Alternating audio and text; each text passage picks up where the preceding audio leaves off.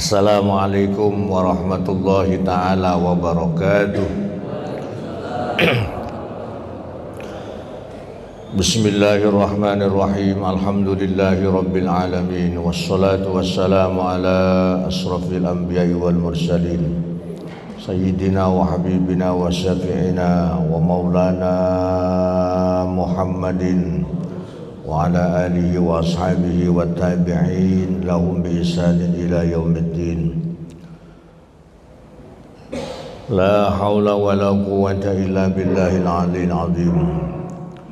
Amma ba'du, qalu subhanaka la ilma lana illa ma 'allamtana innaka antal alimul hakim. Rabbi shrah li sadri wa yassir li amri wahlul 'uqdatam min lisani yafqahu qawli waj'al li waziran min ahli. Qala Allah Ta'ala fi kitabihil karim, a'udzu billahi minasy syaithanir rajim. Bismillahirrahmanirrahim. Ma yalfidhu min qawlin illa ladayhi raqibun atid.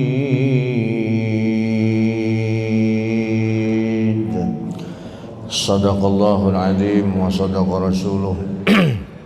Alhamdulillah wa syukrulillah bi ni'matillah wa bi aunillah wa bi hidayatillah. Yang saya hormati jajaran Dewan Pembina Yayasan Masjid Raya Jatimulya, Ketua DKM dan seluruh jajarannya, serta para jamaah, bapak-bapak, ibu-ibu, semuanya yang hadir, semoga senantiasa diberikan kekuatan istiqomah berjamaah. Juga mari kita tidak lupa berterima kasih pada baginda Nabi besar Muhammad sallallahu alaihi wasallam dengan membaca sholawat Allahumma sholli ala sayyidina Muhammad wa ala ali sayyidina Muhammad. Para jamaah yang diberkahi Allah Subhanahu wa taala, mari kita lanjutkan kajian subuh pada pagi hari ini yang jujur, sejujur-jujurnya pagi hari ini perasaan saya kurang enak nih ngaji, Pak. Melihat kondisi apa yang terjadi di saat ini, para sepuh kita, para tokoh, bagaimana saya melihat sebuah video yang beberapa hari yang lalu terjadi di lingkungan Masjid Raya Jatimulya.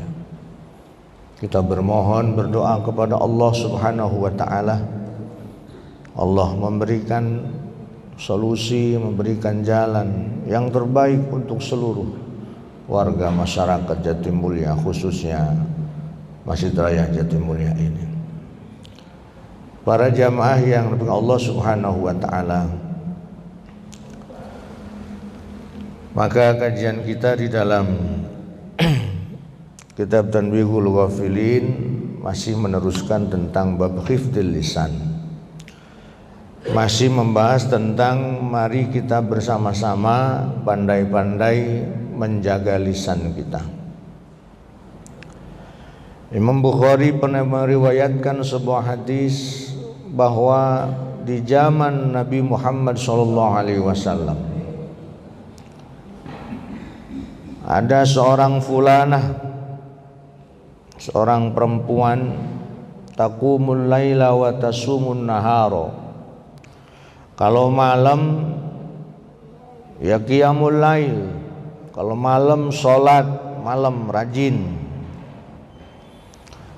siangnya sering puasa, wa tasaddaq, sering juga bersedekah. sering beramal-amal yang baik yang lainnya, tapi tu'zi jiranaha bilisaniha, lisannya, mulutnya gampang nyakitin tetangga, Pak. Maka oleh Nabi dikatakan la khaira fiha, tidak ada kebaikan untuknya. Bahkan oleh Nabi dikatakan hiya min ahlin nar, dia termasuk ahli neraka. Na'udzubillahi min.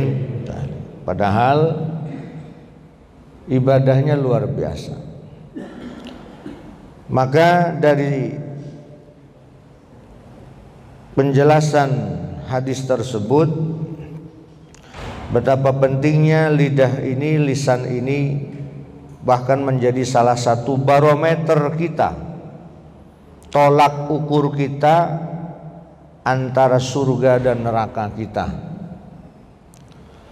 Bagaimana hablum minallah kita sudah baik, dan mari kita berusaha hablum minannasnya pun harus dijaga dengan baik pula. Keseimbangan inilah yang akan menjadikan kita disebut dengan orang soleh. As-soleh wal qaim bihuquqillah wa huquqin nas. Disebut orang soleh itu apabila kita sudah benar-benar menegakkan bagaimana hak-hak Allah dan juga hak-hak sesama manusia. Apabila dengan Allah sudah baik, tetapi dengan sama manusia kita masih sering menyakiti bahkan mendolimi, maka kita sudah pasti belum disebut orang yang soleh. Atau sebaliknya, kita dengan sama manusia sudah begitu baik, tapi dengan Allah kita belum baik, juga belum disebut orang yang soleh. Maka di usia kita yang semakin sepuh dan senja ini, mari kajian-kajian yang kita ikuti setiap minggu, setiap saat, belum kajian melalui media sosial kita, harus membentuk karakter dan pribadi yang menjaga keseimbangan kebaikan dengan Allah dan juga dengan sesama manusia. Para jamaah yang berkahi Allah Subhanahu wa taala, ibu-ibu yang saya muliakan, maka Bismillahirrahmanirrahim. Allahumma sholli ala sayyidina Muhammad. Wa qala ba'dul hukama, ada kalanya kita perlu memiliki sikap diam. Meneng jar wong Cirebone, Pak. Aja kakean ngomong. Lamun wong wadon aja cerewet konon. Wa qala ba'dul hukama, dikatakan oleh sebagian ulama ahli hikmah, fisumti, di dalam sikap diam itu, Pak, sikap meneng, kalau orang Garut cicing, fisumti sab'atu alafi khairin, sikap diam itu di dalamnya mengandung 7.000 kebaikan, Pak. 7.000 kebaikan. Ketika kita sikap diam, tapi diam yang tepat sasaran, Pak. Diam yang pada kondisinya yang tepat. Bukan semua diam baik, tapi diam yang tepat sesuai kondisinya. Ada 7.000 kebaikan yang terkandung di dalam sikap diam. Wa qad istama'a dzalik, dan benar-benar terkumpul yang demikian itu, kullu fi sab'i kalimatin, dalam 7 kalimat. Jadi dari 7.000 tadi itu, Pak, dibagi-bagi ke dalam 7 kalimat. Fi kulli kalimatin minha alfun. Nah, dalam setiap kalimat itu mengandung 1.000 kebaikan. Dari 7.000 dipecah menjadi 7 kalimat, dan dari setiap kalimat itu mengandung 1000 kebaikan. Yang dimaksud kebaikan itu berarti pahala dari Allah Subhanahu wa taala. Apa 7 kalimat tersebut, Pak? Awaluha, yang pertama,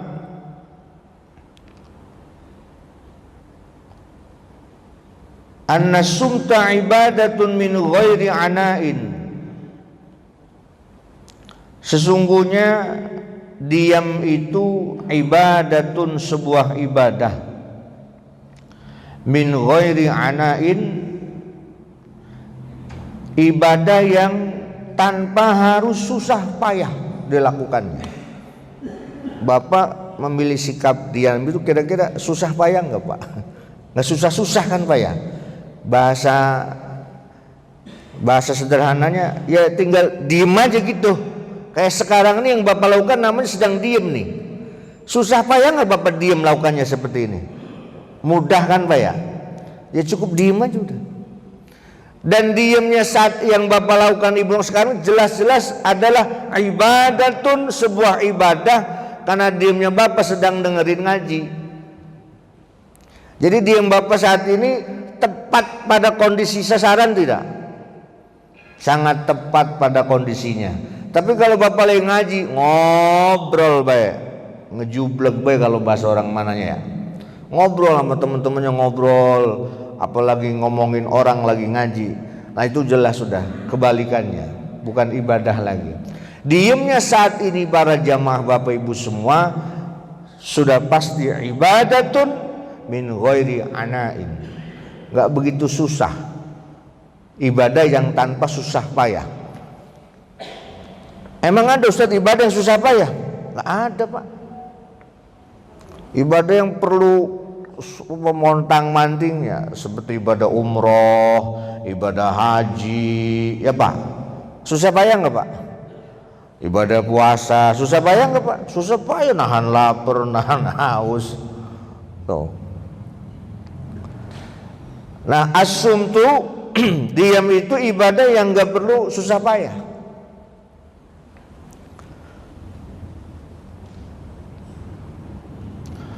Wasani, yang kedua, zinatun min ghairi huliyin. Diam itu adalah zinatun, kita berhias, min ghairi huliyin, tanpa perlu perhiasan. Diam itu sebuah hiasan hidup kita, kata ini para ahli hikmah, Pak ya. Ini bukan hadis Nabi, tapi ini dawuhnya para ulama ahli hikmah. Diam itu adalah hiasan yang tidak perlu kita berhias. Kan Bapak kalau mau memperhias diri itu, apalagi kalau perempuan ya, harus pakai perhiasan, baru dianggap berhias gitu. Pakai cincin, pakai kalung, pakai gelang, namanya berhias diri. Lalu belum pakai peralatan-peralatan badan, wajah saja, nggak cukup bedaknya satu. Ada bedak Mirabella, bedak Mambo, Sari Ayu, Ultima 2, bedak Maryam, bedak Pipa, macam-macam tuh perhiasannya tuh. Orang yang diam disebut oleh para ulama hikmah itu adalah sebuah, kita berhias diri tanpa harus memakai perhiasan. Bapak nih saya lihat ya indah karena diem, tenang. Sikap diam Bapak adalah sebuah hiasan diri dalam hidup kita.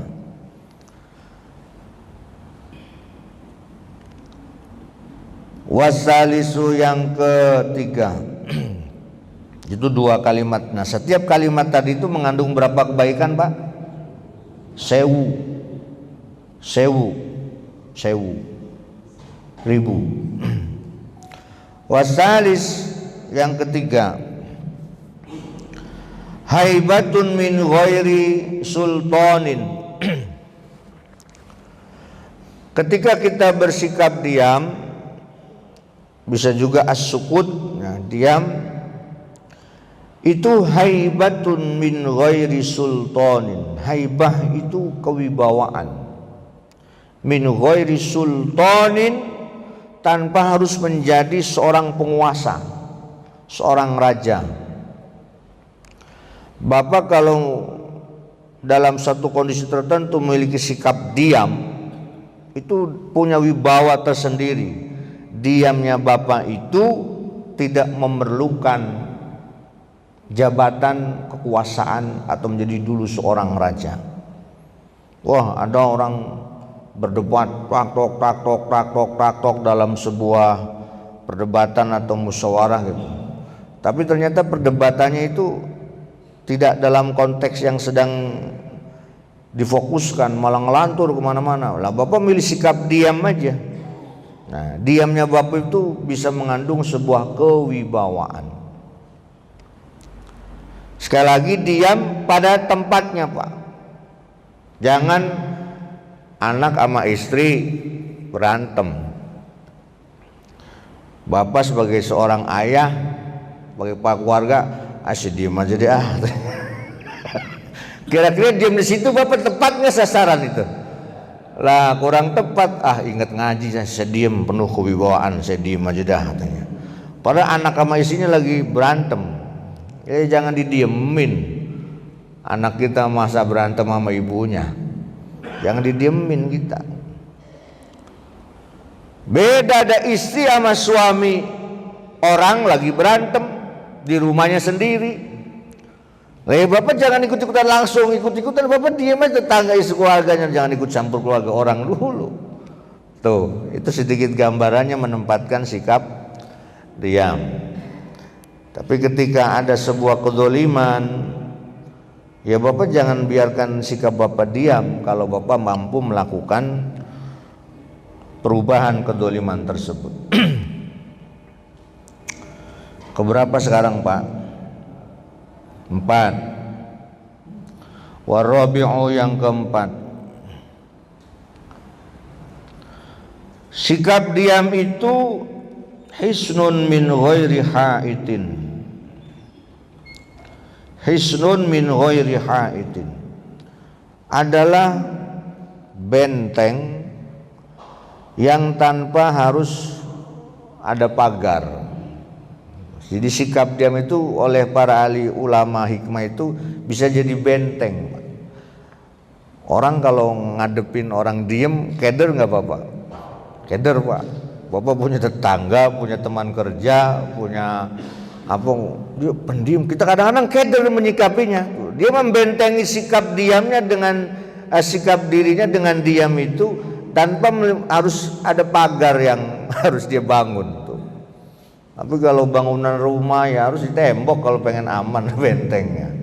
Nah kadang falsafah sikap diam itu oleh para ulama hikmah itu menjadi hisnun, menjadi benteng diri. Ada, saya juga punya teman pendiam, dia keder kadang-kadang. Apalagi dia orangnya ahli puasa, aduh udah pendiam ahli puasa, kita takut salah tingkah kitanya kalau ngadepin orang begitu. Nah dia sudah mampu membentengi diri dengan sikap diamnya itu. Jadi mari kita mencoba memahami satu persatu tadi tuh Pak. Yang pertama, diam itu adalah sebagai ya minimal ada sebagian yang ingat gitu toh. Kalau ingat semua makanya agak susah. Jangan nunduk semua jadi ngantuk semua urusannya. Yang pertama, benteng itu adalah diam itu adalah ibadah. Sudah dipastikan diam kita kadang menjadi sebuah ibadah. Ternyata ibadah itu nggak harus montang-manting semua gitu. Diam aja jadi ibadah gitu. Lalu yang kedua, diam itu jadi perhiasan diri. Yang ketiga, diam itu menjadi kewibawaan. Dan yang keempat, diam itu menjadi benteng. Wal khamisu, yang kelima, al istighna anil i'tidari ila ahadin. Bahwa sikap diam itu adalah sebuah kecukupan, sebuah kekayaan, Pak. yang tanpa harus minta-minta ke orang lain. Kecukupan diri, kecukupan karakter, yang disebut kekayaan itu adalah kekayaan karakter. Saya yakin di antara para jamaah bapak-bapak ini ada yang karakternya memang pendiam. Nah, karakter pendiam dengan memilih sikap diam beda, Pak. Kalau karakter itu memang dia kesehariannya dia pendiam. Tapi yang maksud ini sikap diam itu adalah kita memilih sikap. Ini kondisi begini saya mendingan diem. Itu beda. Orang dengan sehariannya pendiam dengan sikap memilih sikap diam itu beda. Kalau keseharian pendiam memang dia sehariannya diem, dia jarang ngomong sehariannya. Tapi ada, misalnya saya ini suka ngomong. Nah, dalam satu kesempatan tertentu sepertinya saya nggak perlu ngomong masalah ini, saya memilih diem saja. Nah, itu namanya Bapak menempatkan posisi diam dalam satu kondisi tertentu. Ya kalau yang sudah terbiasa pendiam berarti ya enjoy aja, karena udah biasa pendiam, dia mah nggak pernah ngomong katanya gitu. Ada orang yang gampang marah-marah, gampang, tapi ternyata dia bisa menempatkan suatu saat dia memilih sikap diam. Nah, itu yang maksud ini bisa menjadi sebuah kekayaan diri. Ghinan nafsi. Itu yang kelima. Nah, yang keenam, wasadisu, yang keenam, rahatul kiramil katibina. Yang keenam ini unik nih, Pak. Rahatul kiramil katibin. Kalau orang memiliki sikap diam atau berperilaku diam, itu membuat malaikat kiramil katibin roha, istirahat. Jadi malaikat aja kalau ada manusia hamba Allah diam, dia istirahat, nggak ngapa-ngapain dia. Jadi diam aja, kata malaikat. Terutama malaikat Raqibun atidun, istirahat tuh malaikat. Jadi kalau Bapak diem aja, udah malaikat pun istirahat tuh. Katanya apa yang mau dicatat, katanya dia diem baik katanya tuh begitu. Tuh malaikat aja sampai seperti itu kata para ulama ahli hikmah, Pak ya. Warabi'u wasabi'u, yang ketujuh. Yang ketujuh, diam itu satrul li'uyubihi. Satrul li'uyubihi, diam itu adalah sikap menutupi aibnya. Nya siapa? Ya, nya yang orang yang diem itu. Kita kan keder, Pak, kalau nanya orang dia diem aja. Kamu misalnya kamu mencuri ya, dia diem aja, kan kita keder, Pak ya. Nah, dia diemnya itu dia menutupi dirinya tuh, menutupi aibnya. Walaupun ternyata dia misalnya maling, ditanya kamu pencurinya ya, dia diem aja tuh. Nah, dia sedang menutupi aibnya tuh, padahal dia yang jadi malingnya misalnya tuh begitu. Begitupun dalam konteks sikap yang lain. Jadi diam itu adalah bisa menutupi aib kita. Aib kita banyak apa sedikit, Pak? Oh, ibu-ibu jujur banget, Bu. Sama, Bu, kita juga banyak yang lagi ngomong juga aib kita banyak. Siapa yang nutupi saat ini? Allah masih menutupi aib kita semuanya, Pak ya. Nah, salah satu sikap untuk menutup aib itu adalah perilaku cicing wae. Wah, orang udah kalau banyak ngomong, etek, udah ketahuan, udah karakternya udah tuh. Tapi kalau udah diem, milih diem, ya itu dia sedang ya berusaha menutupi, karena kita semua sudah punya aib. Jadi kita kalau diem itu sedang nutup aib kita masing-masing. Nah, dari 7 kalimat tadi, mari kita berusaha ya menjadikan perilaku sehari-hari kita, Pak. Ya. Sekali lagi, bahkan ada sebuah maqalah as-sukutu sayyidul akhlak. Diam itu menjadi penghulunya akhlak, Pak. As-sukutu sayyidul akhlak. Jadi luar biasa menjaga lisan ini dengan cara diam. Sekali lagi, beda diam dengan menutup mulut untuk hal-hal yang.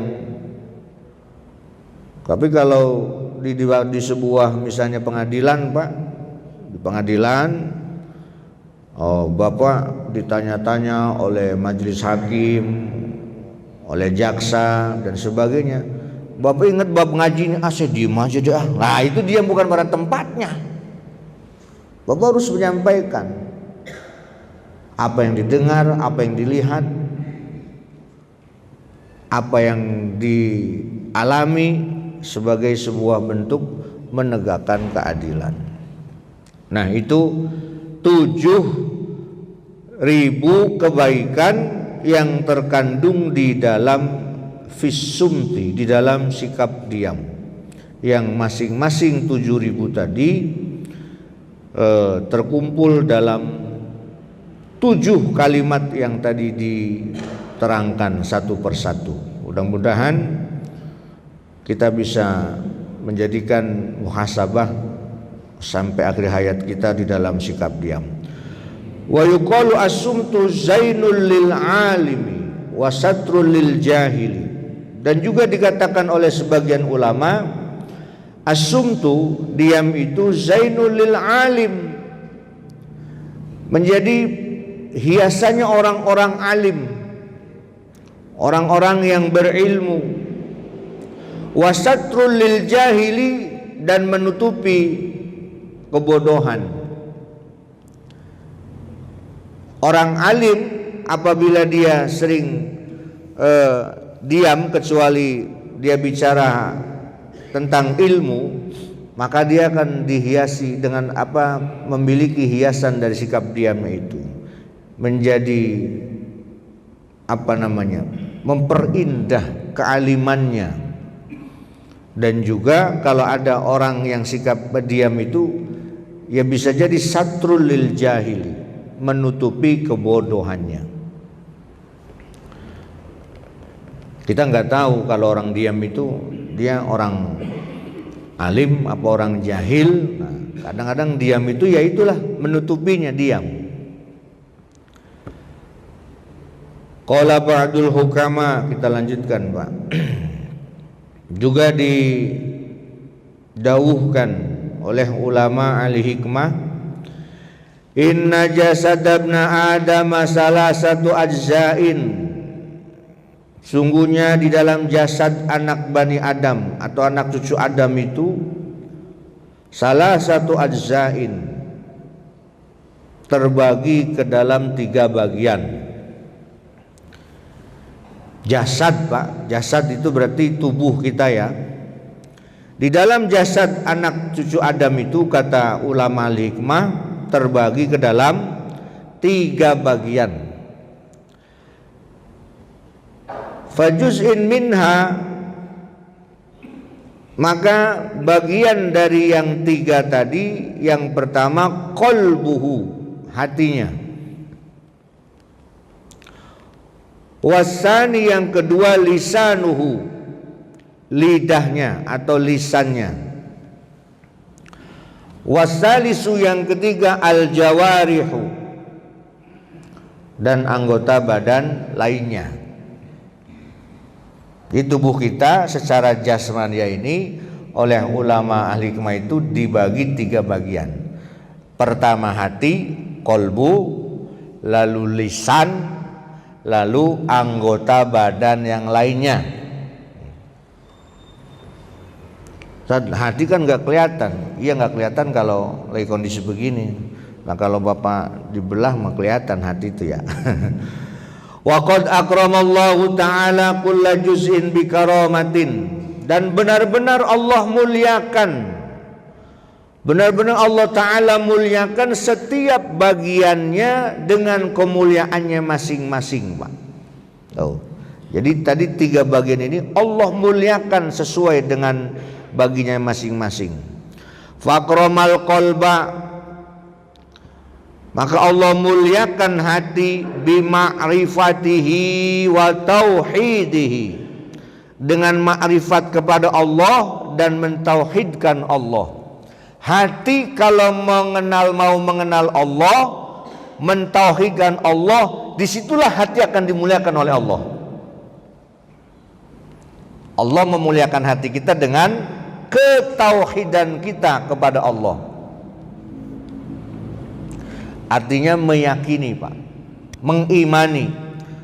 Hati kita benar-benar mengimani bahwa tiada Tuhan yang wajib disembah illallah, kecuali Allah.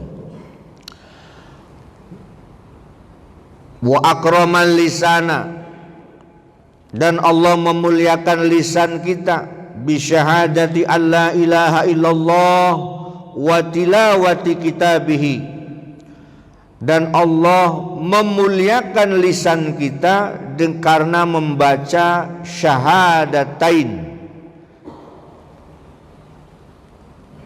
Bapak, ibu-ibu semua, kita lisan ini Allah muliakan karena kalimat syahadat yang kita baca, Pak.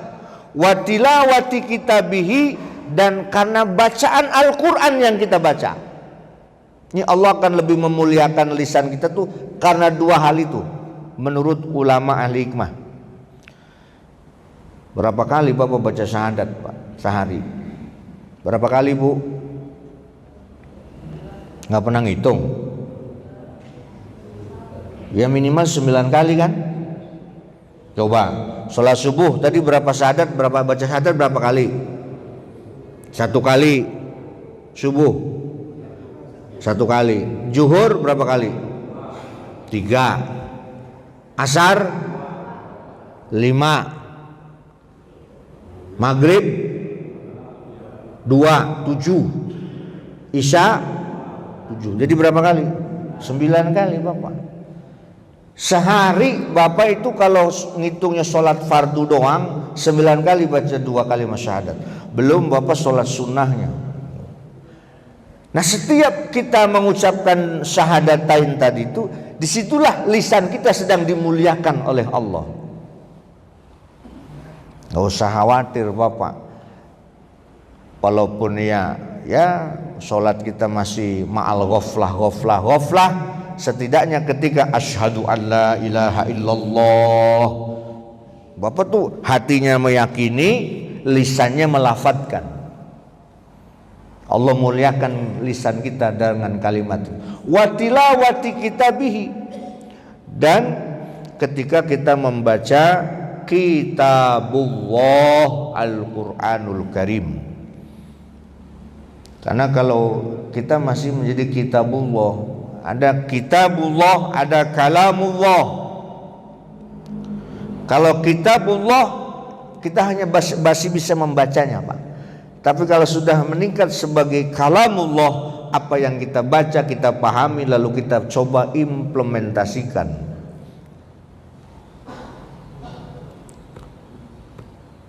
Paham atau tidak paham, Bapak baca Quran, Ibu baca Quran, Allah muliakan lisan kita dengan kalimat-kalimat bacaan Quran yang kita baca.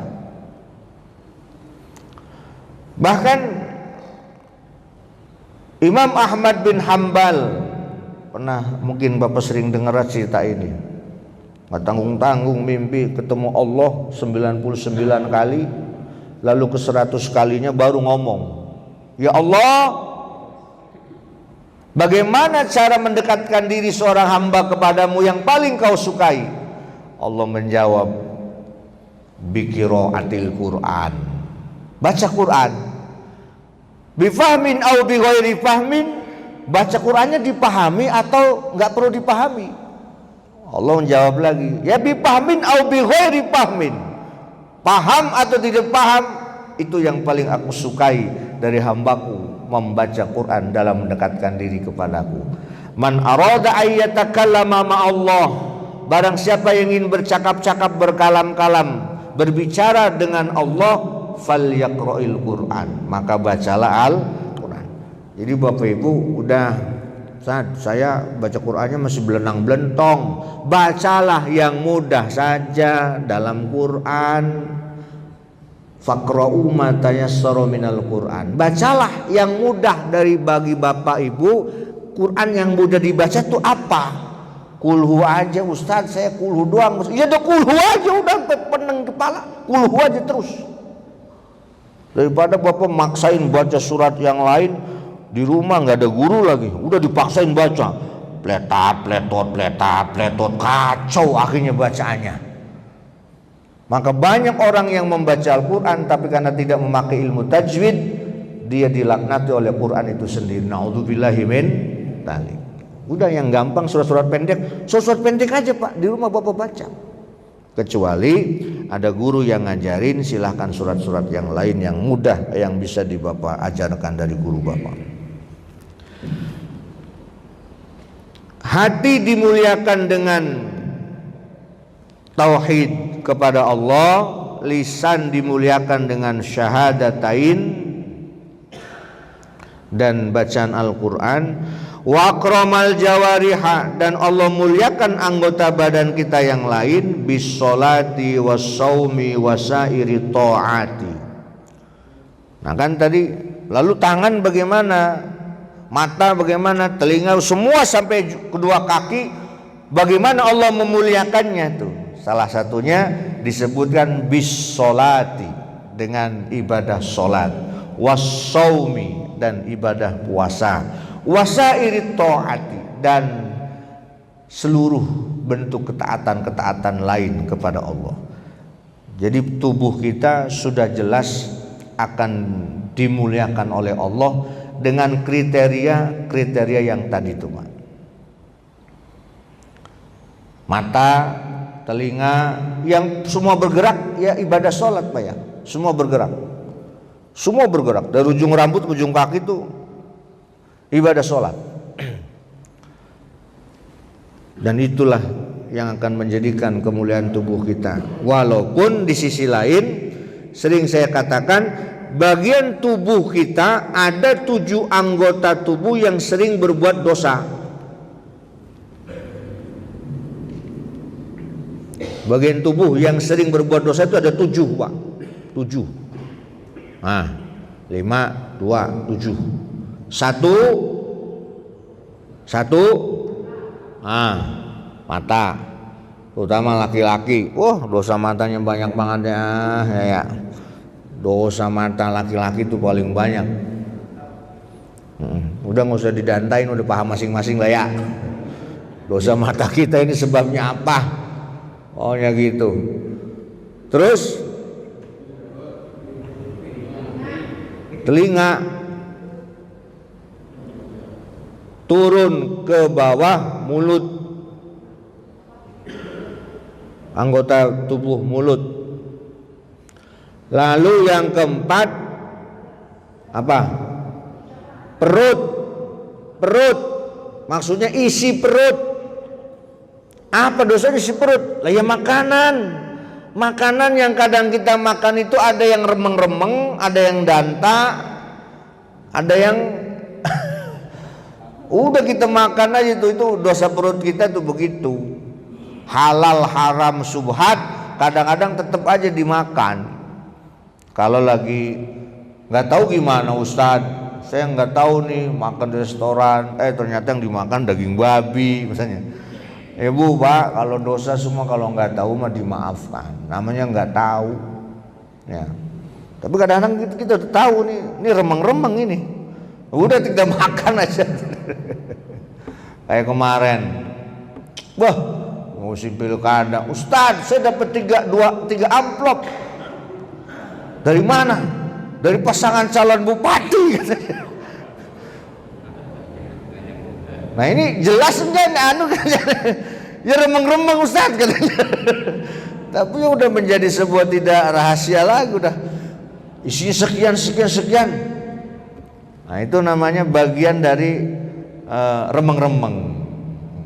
Tapi kadang-kadang ada pikirnya Gus Baha ya. Gus Baha pernah dalam YouTube-nya, mungkin Bapak pernah ngelihat, pernah dengar. Mana Gus katanya, kalau ada pilkada bagi-bagi duit katanya. ya nggak boleh katanya. Tapi kalau orang pelit juga nggak boleh katanya. Kalau bupati pelit nggak boleh juga katanya. Jadi mengimbangi yang remeng-remeng itu. Nah itu ya. Tadi baru berapa tuh? Baru berapa? 4. Yang kelima, nah kelima kan? Maaf, di bawah perut. Saya tahu bentuknya tapi saya lupa namanya. Tuh, anggota tubuh yang sering berbuat dosa tuh. Di bawah perut. Tahu dosanya bagaimana, dah masing-masing aja dah. Ya. Dan yang keenam, ketujuh, kedua kaki. Nah ini 7 anggota ini yang sering berbuat dosa, Pak. Nah kalau tadi Allah muliakan anggota tubuh yang tadi disebutkan karena dibawa ketaatan. Jadi kalau tadi mata dosanya begitu, ya kalau matanya untuk melihat Quran jadi berubah jadi ketaatan. Begitupun telinga, begitupun mulut, semuanya itu nggak bisa dipungkiri. Nah 7 anggota tadi tubuh yang biasa berbuat dosa, yang biasa. Makanya Allah menyuruh ngapus dosa-dosa 7 anggota badan tadi dengan kalimat La ilaha illallah. La, 1, ilaha, 2, illa, 4, Allah, Muhammadur Rasulullah. Itu bagian kalimat yang menghapus dosa. Dulu lanjutin dulu dah, nanti kesono lupa tadi saya udah sampai mana nih. Wa akramal jawarih, Allah muliakan badan kita dengan bisolati wassaumi wasairi taati. Tuh ya. Jadi 3 anggota jasadiyah kita oleh para ulama hikmah itu dibagi 3. Hati, lisan, anggota tubuh lainnya. Hati dimuliakan karena ketauhidannya dan ma'rifatnya kepada Allah. Lisan dimuliakan karena 2 kalimat syahadat yang dibacanya dan tilawah Al-Qur'annya. Dan anggota badan karena sholat, puasa dan ketaatan yang lainnya. Wa wakkala ala kulli juz'in raqiban wa hafidhan fatawalla hafizul qalbi bi nafsihi fala ya'lamu ma fi dhamiril 'abdi illa Allah wa wakkala ala lisanihi al-hafadhah qala Allah ta'ala ma yalfidu min qaulin illa ladaihi raqibun atidun. Nah dari 3 bagian tadi Pak, dikit lagi Pak ya. Belnya belum bunyi kan ya? Ya belum, kayaknya mendung di luar Pak, jangan buru-buru ya. Wa wakkala ala kulli juz'in raqiban wa hafidhan. Dan Allah sudah memberikan perwakilan kepada setiap anggota badan tadi itu raqiban hafidhan.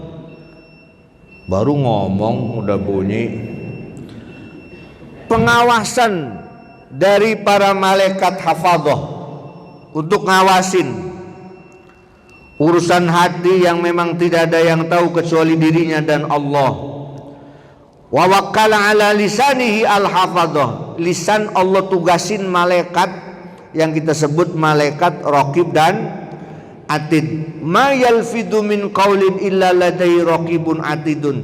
Tidak ada satu ucapan pun yang keluar dari lisan kita kecuali diawasi oleh raqib dan atid. Ini yang mendasari kita selalu bermuhasabah. Wasallatu 'alal jawarih al-amra wan nahya. Dan Allah pun menyuruh agar anggota badan kita terjaga dari apa yang diperintah dan apa yang dilarang.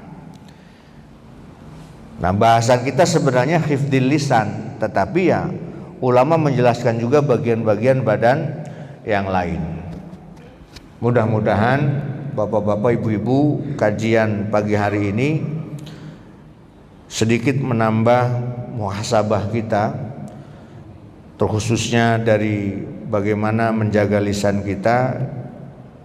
Dari mulai awal saya menyampaikan, bapak ibadahnya udah bagus bener, tapi kalau lisan masih nyakitin tetangga, apalagi nyakitin keluarga.